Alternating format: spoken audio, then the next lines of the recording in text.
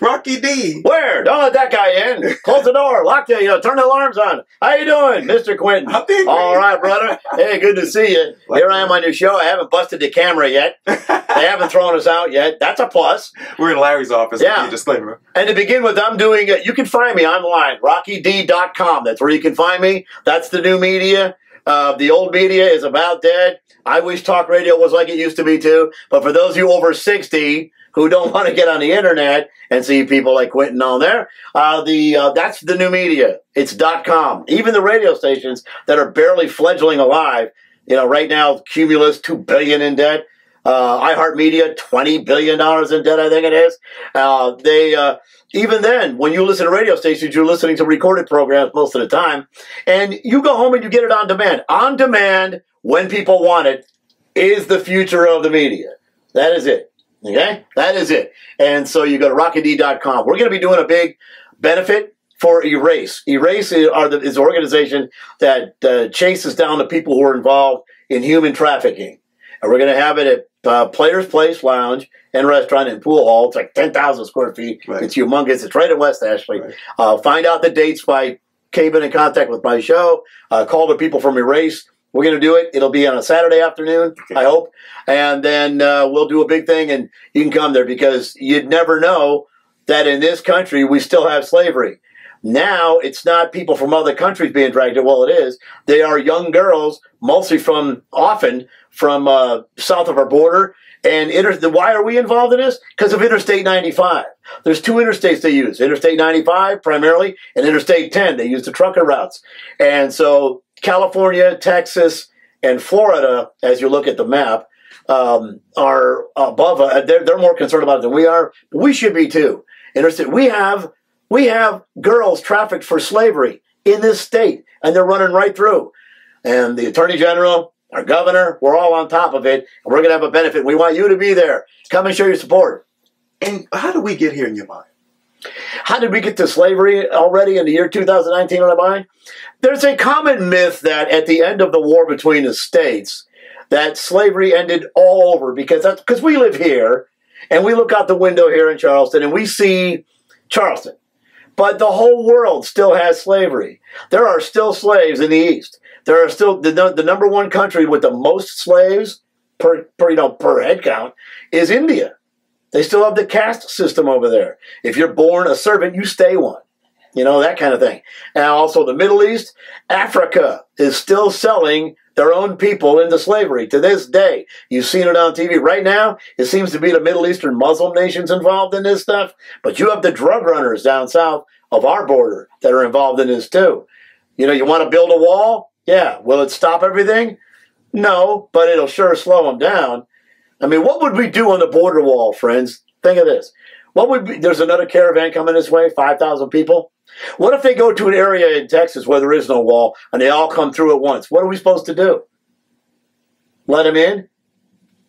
That's why you build a wall. Walls work. Israel has a wall around it. Some of the cities on our southern border, San Antonio, places like that, have walls around and they work. San Antonio, of all the border cities, has the lowest crime rate, even though the crime rate is too high, has the lowest crime rate. Why? Because you have to go around the city to get to it. You can't just walk right in. There's natural barriers. The Vatican has 40-foot walls around it. I mean, the Pope gets out on TV and says, oh, we shouldn't build walls, we should build bridges, says the guy behind a 40-foot wall and insulated on all sides around his apartment because the Pope is under threat all the time. Any dignitary is. Barack Obama has an 11-foot wall outside his house. They call it 8 feet, but it's 3 feet in the air. Pelosi has walls around her house. All these people who are anti-wall, they have walls around them. You know why? Because you and I, friends, you and I, Quintin, we can't afford. You know why they have carry permits, and you know why you build walls around your house? And if you don't think walls work, leave your door open at night. Why does your house have walls? But you know why? You know why there's carry permits and stuff, Quintin? Because police officers are too big to carry around. I can't pick up a cop and carry it around with me. So you have to protect yourself, and that's why we have that. So that's my spiel on that. What do you think will be the timetable for President Trump getting what he wants? I think they're going to fight with him. I think what's going on right now, everything you see, all the fighting you see going on with Pelosi versus Trump and all this stuff, it all comes down to the fact that they want to make his presidency so hard to do. And they want to affect the 2020 election. Cory Booker just jumped into the race. Right. This guy has no chance of winning. You wonder why people are getting into the race. Well, part of the whole Democrats' idea is that President Trump has been pretty successful so far. Things are looking okay. And nobody says that Obama didn't do a good job. You know why, don't you? We want to be polite. He's still around. He still goes out and gives speeches for too much money. I wish I could make that kind of money. He still does his thing. But the reason we say Barack Obama, we don't say much about him, is we're trying to be polite. We're trying to be nice about it. They call him the first black president. As you know, he was half black, half white. Everybody's mixed race in this country. I am too. I don't know about you, but that kind of thing. And if you check your heritage out. But in 2020, I think Trump, this is my prediction. You want a prediction? I'll predict this. And you can run this back and make me look like a fool or a genius. Well, either way. Here's what's going to happen in 2020. I think Trump is going to win re-election. Because bottom line, when things are going well, you don't vote against a guy you don't change horses in midstream. That's why Obama won re-election, part of it. Okay, he was already there. And then I think 2.5 years into his second term, he will find a reason to resign after he sets the table. This has been done before in corporations and everything else. And he's a corporate guy. He's a business guy. Okay, he will set the table for whoever the vice president is going to be. I don't know if it's going to be Pence. He may not want the job. And then that guy will be able to run in 2024 as a pseudo-incumbent. You get the point? Being an incumbent is a huge advantage in any election, unless somehow something really bad happened. And as far as impeachment goes, it's a farce. Impeachments are for high crimes and misdemeanors, defined as by who? I don't know. Trump hasn't broken any laws in the office. He hasn't done anything. The Supreme Court isn't even going to hear it. They'll just roll their eyes and go. And before the second term starts, you watch. Ruth Bader Ginsburg will be replaced. I hate to say that, but my dad's 94. Okay? And so that's what's going to happen. And who will be the ideal person to replace her in your mind? Replace who? Ginsburg? I don't know. There's a whole list, and I haven't even gotten that far yet. I'm sure the White House has a list of people. The Democrats are ready for this because the Democrats can't get through the ballot. We saw that before. The ideas that they want. People are not going to go out and vote against their own pocketbook. They're not going to do that. They're not going to vote against their own family. Look at this abortion law that they're arguing about right now. Good God, you could give birth to a live baby. And then this knucklehead in Virginia gets up and says, well, it's up to the mother to decide, and the doctor, the mother often being drugged up at the time, to decide whether this baby who's born alive gets to live or whether we're going to kill it. Man, what kind of society have we become when we start killing our own children? I mean, abortion is debatable to begin with from the very beginning. I believe life begins at conception. I don't know what else you could call it. If you've seen, if you've seen pictures of babies in the womb, they're moving around. They know. If you've ever seen pictures of people, and I warn you on this, okay, to see pictures of babies that are being aborted, they have those photos. The little tots are moved that they feel pain. I mean, I think they do. I can't answer for them. No one can. But what kind of society have we become when we kill the most innocent among us? And there's nothing more innocent than a baby who's never done anything in life. I mean, they haven't even had a chance to do something good or bad. They don't know anything. They're completely dependent upon us. It's ghoulish. It's ghoulish. Go see the movie Gosnell. Look at it. You can get it online. Abortion, especially this late-term abortion, is just absolutely ghoulish. And I don't see how anybody can support this. I don't see how liberals could get their heads around the fact that you're just not supposed to kill somebody, an innocent person, simply because they're inconvenient to you. Life is full of inconveniences. We have experienced that here in this building. We get kicked out of the library every time I go in. And you talk about, obviously, the abortion issue. Sure. Where should this discussion go next? It's going to end up in the court system, but bottom line is, sooner or later, the pro-abortion crowd, which is what they are, they're not pro-choice. They call themselves pro-choice. But really what it comes down to, the only choice they're fighting for is the choice to kill somebody. What other choice are they looking for? And Planned Parenthood calls their places, they call it women's health centers. I'm sorry, excuse me, but killing a baby is not health care. All right, it's just not health care. And if you're having a baby and you say, well, nobody wants this baby, you know what? There's a lot of things people don't want in life.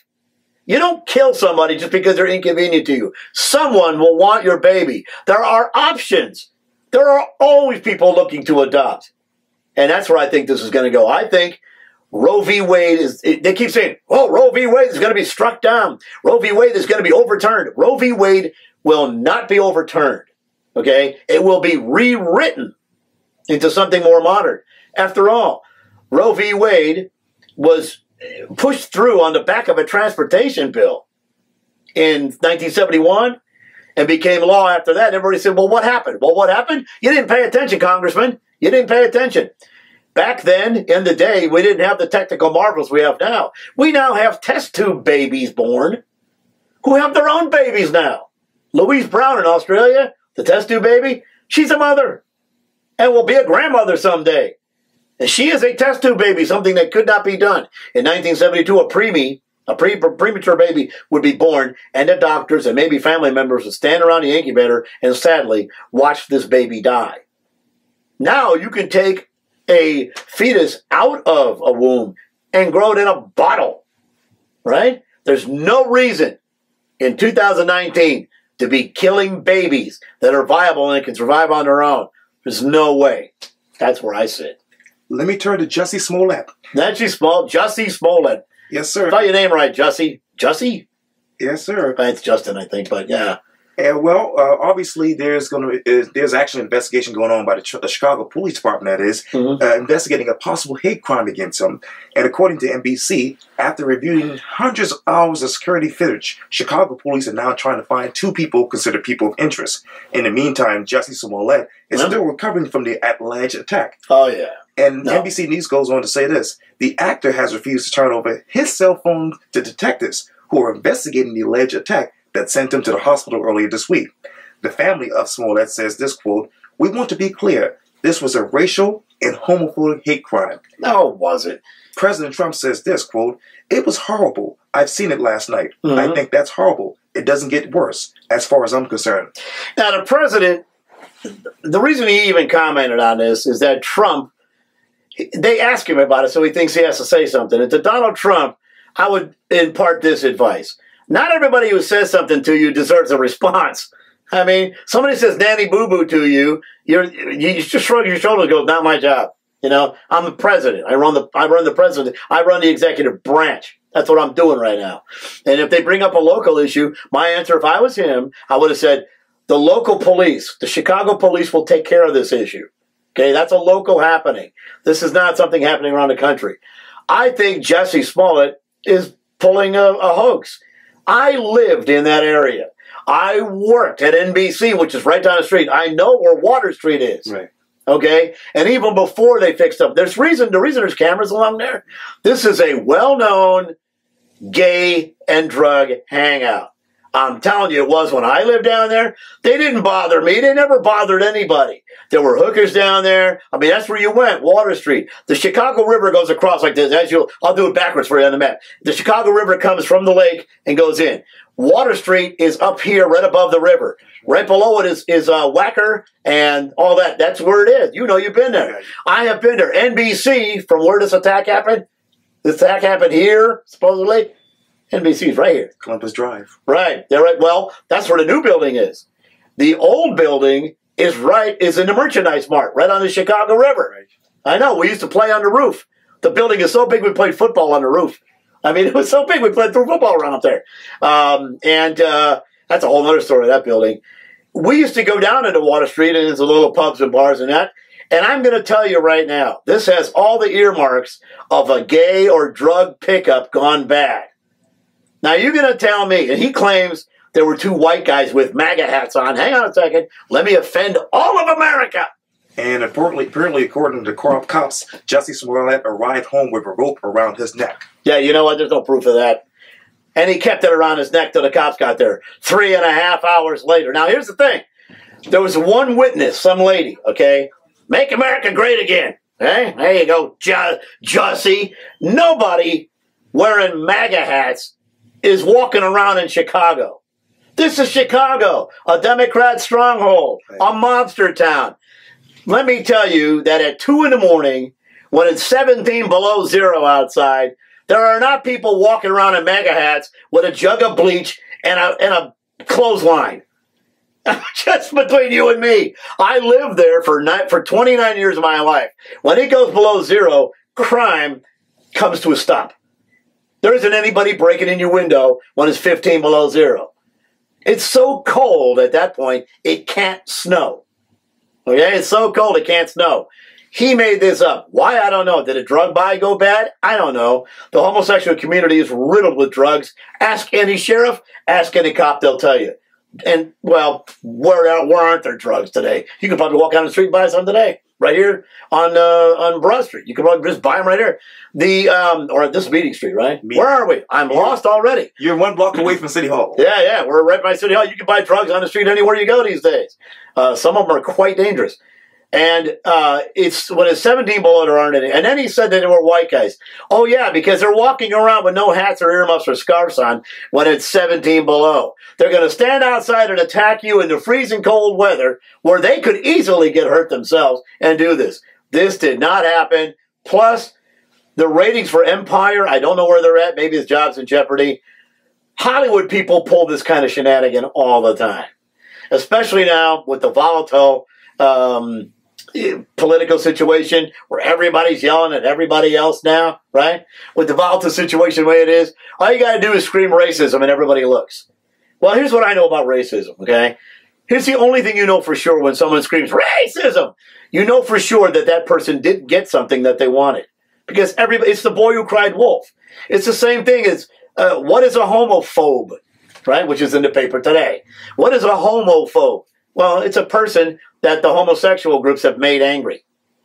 You know what I mean? They're angry with him, I should say. What is an anti-Semite? It's somebody a Jewish person gets angry at. That's where we are today with name calling. You know what? Live your life. And Jussie, if you think the average person believes this story, you got another thing coming. Not everybody is as stupid as actors like you work with. And actors are pretty stupid. And for you theater actors out there, I'm exempting you. Somewhat.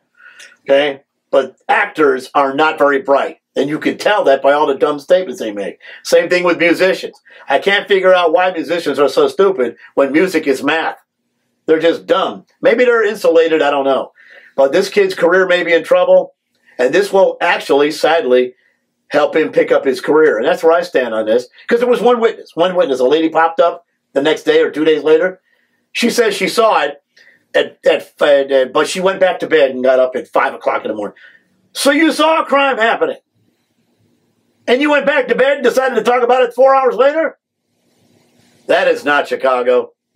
Let me tell you the difference between New York and Chicago. You know Chicago, right? I know you do. In New York, a crime happens and everybody goes, hey, forget about it. Right? In Chicago, if you scream help, half the neighborhood will come running. I'm not kidding. You make a noise. Chicago is a big city. It's a mess. It's run by idiot Democrats, run by crooks, yes. But you know what? They're still Midwesterners. Let me turn you back here to home. Obviously, there's a race to become the next Charleston County Republican Party chair. Obviously, it's between John Kuhn and Joe Bowers. Right, I know them both. And Larry Kowalski is stepping down, and he's not endorsing anyone. And by the way, he's in the next room. Yeah, so this is a disclaimer. This is where using his office. Sure. But where's the future of the Charleston County Republican Party in your mind? The Charleston County Republican Party has gone awry because, well, they're not unified. They're not unified. Neither are the Democrats right now either. But you might dip this into how come Arrington lost? How did she get defeated by Joe Cunningham? And Joe Cunningham, for all intent and purposes, is acting like a guy who didn't expect to win. He really is. I don't think he expected it. He'll never tell you that, but I will tell you that. Because I am here to make America great again. Oh, can we do something on the side here? Right? We're gonna talk about MAGA hat boys. We're gonna talk about those guys. Oh, yeah. But anyway, but the demographics have changed. So many people have moved into District 1 where we're sitting right now that the voting demographic has changed. Why did people vote Democrat in District 1 when they didn't before? Mark Sanford's old district. Why? Because the demographics changed, okay? All these people move here from New Jersey, from Ohio, from New York State, and they don't even know who Mark Sanford is. I've talked to some of them. They didn't even know who Arrington was. All they knew is they went into the booth and they voted D because that's what they did at home. So they're going to do it here. And for those who use the term Yankees and all that kind of stuff, look, they're just people from off. And I wish people that move here get involved in your local area here. Don't come down here and tell people what to do. You can vote who you want to as far as you vote. But don't think we're not going to fly Confederate flags. Don't think we're not going to have history tours. Don't think we're not going to, worry about flooding. Don't come down here and tell us how to live. You don't see Southerners from South Carolina moving into New York City and telling all the people in New York how to live, do you? You don't see that. Why? Because we're not stupid. Don't come down here and then tell me all the people here are stupid, that all the people here are worthless, and then forget the point that you moved here. You moved to an area where you don't like it, where everything has to change, and people are worthless? Who's the stupid one here? The changing demographic, as far as Democrat versus Republican, is something the Republican Party has to issue. They are doing something that I think is completely ineffective. They're running around trying to recruit people based on type, ethnic type, maybe sexual type. They make overtures toward every so-called self-proclaimed minority group that comes around. What they should do, and I've told them this, and for those who think I'm a Republican, the Republicans know I never actually officially joined the party because I'm an independent. And although the Republicans do invite me to everything, hey, you Democrats, you never invite me anywhere anymore. But if you don't have food, I'm not coming. But they're going out recruiting people by type, and that hasn't worked. What you should do, Republican Party, is this. In a nutshell, straight up. Put your plank out there. This is what we believe in. These are the planks of our platform. If you believe this, you can be one of us and join our group. If you don't, then join another group you'll be happier in.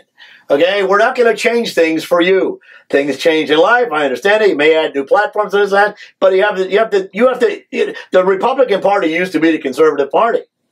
I don't know what they are now, but you're seeing a backlash in the 1st District. You're seeing that right now. You talk about the 1st Congressional District, obviously when it comes to 20... I live in it. Right. So do you. Yeah, well, Jim Clyburn is my congressman, just to Oh, really? Okay. Disclaimer. All right. But, that's another story, isn't it? Yeah, I don't get into politics like that. Well, the 6th District, it looks like an amoeba. And they drew it around racial lines, and I don't think they should do that. But go ahead. Yeah, obviously you've heard names out there. Nancy Mace, Elliot Summey, Linda Page, people like that who will actually run for this particular seat. Right. Where do you see the Charleston County Republican Party in 2020 with this district seat? Oh, taking over the 1st District? Mark Sanford might run again. And he thinks he could have defeated Joe Cunningham straight up. I don't think so, Mark. I think it has to do, you're ignoring the demographics. If you think that. The demographics are that people run it. So how do you appeal to the people out of town? Do you bend over backwards and give it to them? Well, if you're going to say that, well, we're going to have a big tent party and anybody can join, anybody can come in, you know what that means? That means you have no standards. Everybody has standards for whatever groups they join. You belong to a church group, right? You teach there. If that church group decided they were going to do, gay marriages or something, and you were against it, you would not be in that church. You'd join somewhere else. Look at it this way, if you have a poker club, a card playing club, and are you going to go out and recruit child molesters? No. So you do have standards. There are people you will say no to. The Republican Party will not survive unless they learn to do what Trump is doing and say no. No. Get it? No. Here's the word liberals hate the most. They don't hate Make America Great Again as much as they hate this. No. Let me turn to Nicholas Sandmann.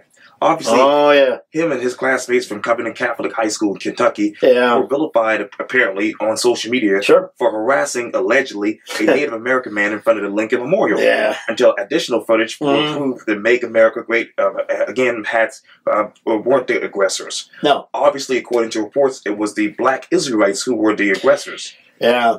Where does social media go right and where does social media go wrong in this case?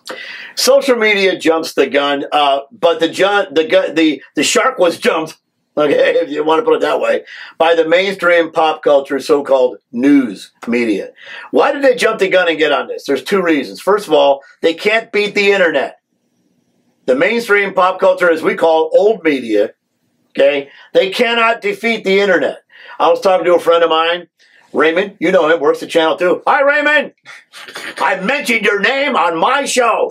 Deal with that on his show. I was talking to him. I said, you know what? You cannot beat the iPhone army.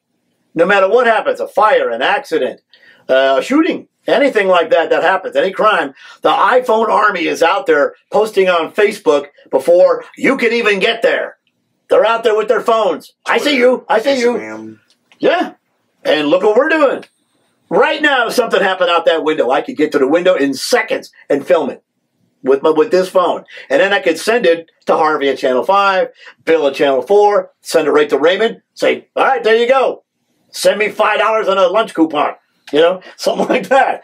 And that's the way it is. So that's why they jumped the gun on this. The second reason, the mainstream pop culture so-called news media, and I'm talking about the big corporate guys now, CNN, all that other kind of thing. The reason they did it is that it fit their agenda. People who wear MAGA hats must be racist. They must be evil. You've known me for years, right? Donald Trump gave me this hat. I have two of them. I should have brought you one. Donald Trump handed me this hat. I wish I would have got him to sign it. You can tell it's real by the inside of it. Okay? Donald Trump gave me this hat. And when he gave it to me, he didn't say anything. He just said, have a hat. He didn't say make America great. Make America great again was not invented by the Trump people. I will tell you how this came around. You want to know how this came around? First of all, Reagan used it. Make America great again. Make America great again. That's my Reagan imitation. Bill Clinton, I'm telling you right now, make America great again. Don't forget, I did not sexually molest this hat. And then now you pick it up. But why a baseball hat? I'll tell you why. That big fancy hairdo that Trump has, that big, what I call the comb back, I call it the Trump back. We've seen it blow away in the wind, right? He's got a big bald spot on the back of his head. We all do. I do. No, you can't say. I call it my solar collector. I'm collecting energy from the sun. So they had to find a way where it wouldn't be distracting, because as you know, what you look like on television means more than what you say in the first 5 seconds. If we were doing this interview and he was to show up with a pirate patch on his eye, for the first 5 minutes, and for the rest of the tape, you'd be wondering, why is Quintin wearing a patch on his eye? And then the rumors would start. Rocky poked him in the eye. Rocky poked him in the eye like, beep, beep, like Curly on the Three Stooges. Then it would come, oh, that's why it's the MAGA hat. Rocky hit him with the MAGA hat. We know how evil MAGA hats are because we saw it on TV. Yeah. They jumped the gun. Well, it took me 5 minutes of research, and I'm not even I told you about this before we did the show. I did 5 minutes of research on who Nathan Phillips was. Why all the thousands of people work for CNN and NBC and all this other kind of stuff couldn't do it. I found out he was an agitator from going way back. He is actually an American Indian. Unlike Elizabeth Warren, who won 1,024th Indian. My God, I'm more black than she is Indian. I'm just saying. You know? But, well, I don't mean to interrupt you, but the thing is that I saw the whole tape, the whole 2 hours. There's 2 hours of my life I won't get back. If you don't know who the black Israelites are, the black Hebrews, if you don't know who they are, it's because you never walked down Broadway in New York City. They're on almost every other corner. They're screaming and yelling. They've been told by the local constabulary. Did I say that right? They've been told to cool the language. Okay? That's my phone, if you hear that. They've been told to cool it and don't throw the F-bomb out. Don't call white people crackers when they walk by. It's just rude.